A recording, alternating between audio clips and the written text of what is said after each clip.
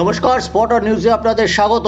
জাতীয় পর্যায়ে পদক জিতলে খেলোয়াড়দের চাকরির ঘোষণায় উদ্বুদ্ধ ক্রীড়াবিদরা। রাজ্যের মুখ্যমন্ত্রী মমতা বন্দ্যোপাধ্যায় ঘোষণা করেছেন পদক জিতলে খেলোয়াড়দের চাকরি দেওয়া হবে জাতীয় গেমসে, আর সেই লক্ষ্যে এগোতে চাইছেন অনেক ক্রীড়াবিদই। গতবার পেয়েছিলেন দ্বিতীয় স্থান, এবার প্রথম স্থানটি দখল করে খুশি বিএ ফাইনাল বর্ষের ছাত্র সুধাংশু শেখর সরকার। দক্ষিণ বারাসাতের এই যুবক 5 কিলোমিটার দৌড়ে প্রথম স্থানটি দখল করে নিয়েছেন। সময় নিয়েছেন 15 মিনিট 30 সেকেন্ড। প্রজাতন্ত্র দিবসের অনুষ্ঠান হিসেবে এই রোড রেসের আয়োজন করেছিল উত্তরপাড়া ইয়ং মেন্স অ্যাসোসিয়েশন। এবার তাদের প্রতিযোগিতার 75 বছরে পড়েছে। কোন্নগর বাটা থেকে শুরু করে এই প্রতিযোগিতা শেষ হয় উত্তরপাড়া নেতাজি রোডের সংযোগস্থলে।